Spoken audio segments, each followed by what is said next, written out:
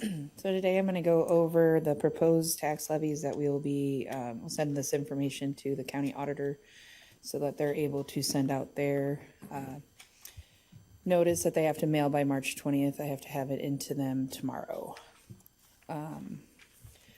So we have our proposed tax levy rates. You can't see this very well.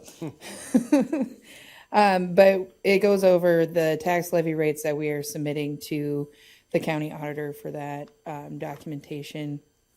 But it has our combined general fund levy at the $8.91. It has operation and maintenance of a publicly owned transit, which is met at a little over 70 cents. Then the liability for property and self-insurance cost is $1.09. And then support of emergency management commission is at almost 4 cents. And then we have our regular levies for the ag land, which that doesn't shift very much ever. And then the special levies, which would be for police and fire retirement, FICA IPERS, and then for other employee benefits, as well as our debt service levy. So the all the employee benefits one equal around $8.45, and then the debt service is at $3.20. So this is what our budget will look like. That is getting sent to the county auditor, but it goes over all the numbers that we have in. And this is, we are, in this, we have no use of any of our reserves. So that $2 million in ARPA that we have available for funding, we could still use towards some housing projects. Some other things to note is that this is funding the grout at $625,000 for fiscal 25, as well as covering all of the general fund employee salary increases. So what that means in total is if we do all of that without using any fund balance, our levy rate would go to $22.40, which is a 13.8% increase. However, even with a 13% increase, residents would still see a $40 reduction annually in their property taxes on the city's side of taxes.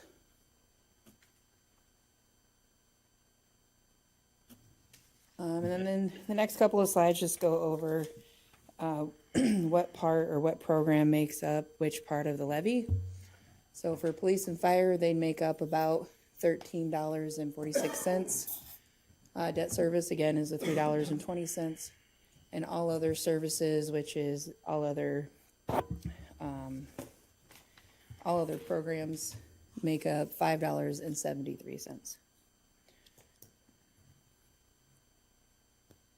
And then this goes over the proposed levy rates, the expenditures that each of those functions have currently down for their expenses based out of the general fund.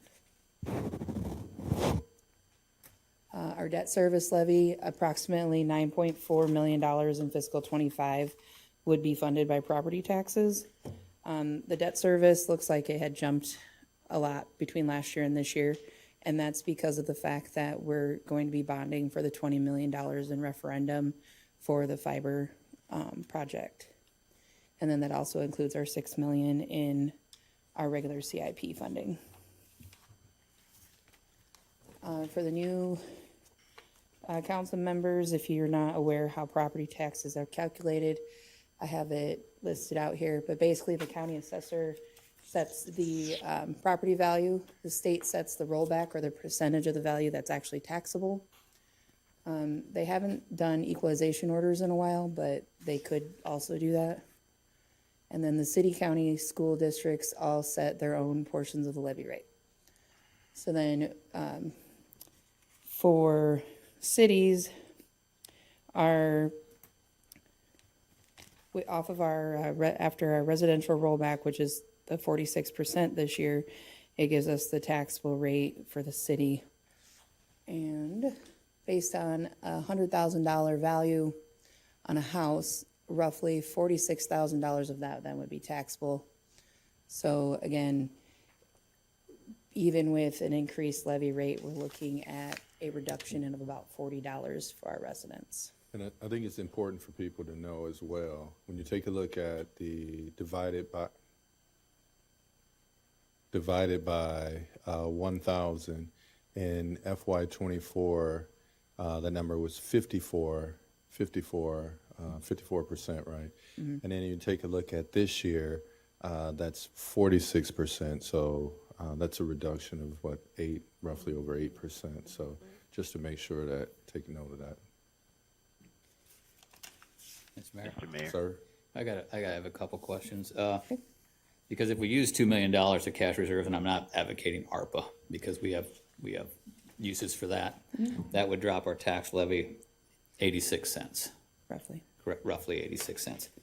But I don't see that these figures are adding up, and I'm not questioning your math. We have the 2024 and the 2025 proposed. If I had a house in 2024 that's valued at $100,000, there's a good possibility that house in 2025 is $125,000 or $130,000.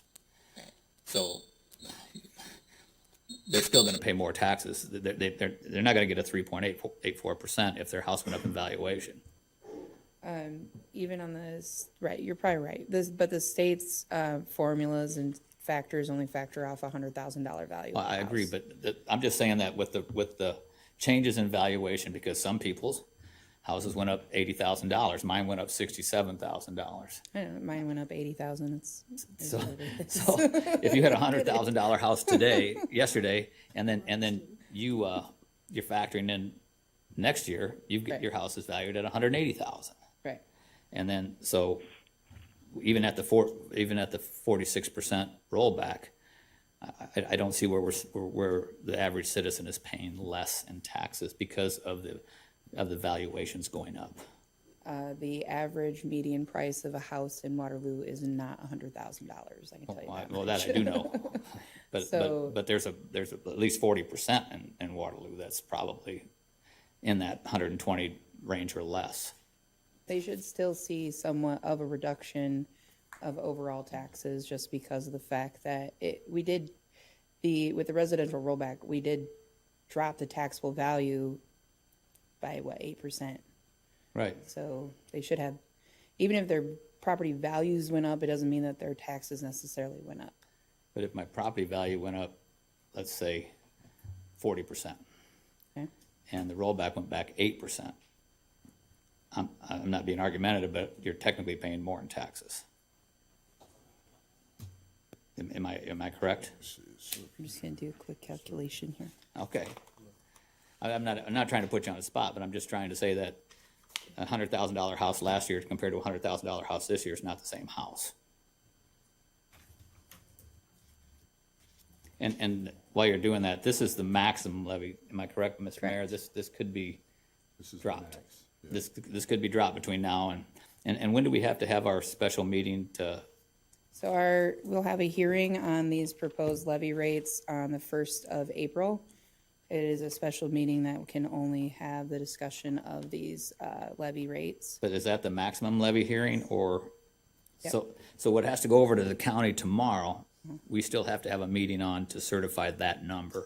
Actually, the public hearing, you don't have to have a resolution or approve anything. We just have to hold a public hearing for people to be able to come in and speak on those levy rates. Okay, so that's not really formal council action, it's just, It's just a formal public hearing. gotcha, okay. And then Because April 15th is when we will have our approval of our actual budget, Right. which will most likely have lower levy rates. But this is new where we have to have the separate public hearing. As well as having the tax levy rate mailed out to people. Yes. Thank you. Yeah, my plan is that we'll have that public hearing, and then I'll have a work session on what I'm proposing for April 15th's budget.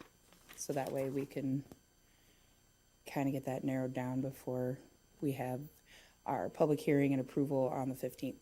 And this budget fully funds the library, the grout. Yeah. It fully funds the 891. Yeah. Okay. That's all I have, thank you.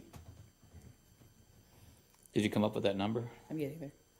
Well, I was trying, I did 200K off of, and 54% taxable value, so it's, 200K, 54%, that's what, $108 is taxable value.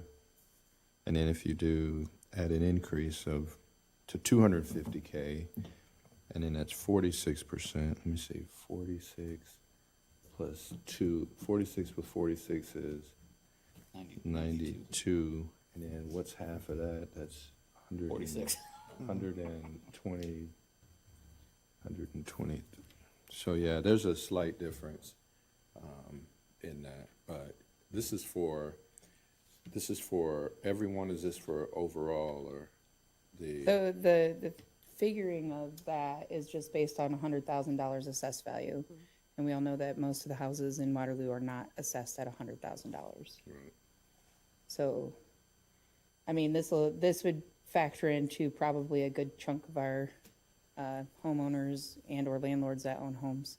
We also have to remember that the first $150,000 of a commercial property also is taxed at the residential rate. And that went down to 46% also. Yes. So like if we were to have, say it was $1 million commercial property, they are roughly $2,800 less this year than they were last year. Or not last year, the year before, 2022. Because last year is when they implemented the 150 being the first, being taxed at the residential rate, and then the rest of it being taxed at the 90% commercial rate. Can I ask one more question, sir? First, does Unless anybody anybody else else have has any. questions? Mr. Bozen, go ahead. Just, so this budget that you presented with police, fire, parks and everything, is that also including that, as we talked earlier, that any increases in their budget outside of scheduled pay raises has to be offset by revenue? Yes. Okay, There was only, like, fire and police both had an increase in their budget that was not offset by revenue. But that had to do with overtime, so a salary type issue, and then one was with their leased vehicles to make sure that we had payments in there for that. Otherwise, the rest of the departments all either netted zero or had more revenue coming in than the expenses they wanted to increase. okay. Mr. Mayor, Sir, in your expert opinion, was there anything that struck you this year compared to previous years that you found to be a little off track? Or did everything look on the up and up to you, in your professional opinion? Since this is my second time going through the city's budget, Kim and I both had sat down and went through each line item with every department and had either put revenues at where they had been in the last, like what they've actually been bringing in for revenue versus an inflated number. Same with expenses. We're putting them down to more of what has been spent in the last few years versus what they had increased budgeted numbers. So we tried to make it more realistic than high, like too high. So that was one thing that we had gone through to make sure that There we was were nothing- following our own instructions. So there was nothing glaring different anywhere along the line that you've seen, so everything, okay, thank you.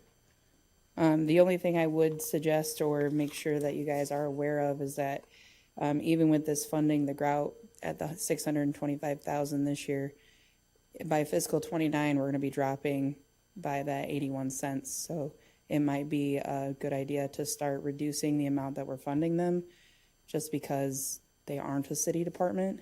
And I'm not saying I'm not advocating for them. I'm just saying we have to be realistic, and that's a $2 million cut out of our budget. So it's a question of city department versus non-city department. So might just be something to keep in the back of your mind while we're going forward with budgets in the next few years. yeah, I think that the challenge it puts us in, because they had an entire citywide vote for that. So we've been kind of talking, communicating, and thinking about how to put together a plan over the course of the next 3-4 years, so we can reduce overall by $2 million. So yeah, it's just catch-22, but you know, there was a citywide vote for the one line item for the grout, you know, if they would have voted for city services and, you know, what would that have been? So it really puts us in a precarious position to want to make sure we understand the contributions and all the incredible things that the grout has done, not just for our community, but surrounding communities. But at the same time, continuing funding city services that we're responsible for. So we have some work to do over the next couple of years. Any other questions? All right, thank you. Thank you.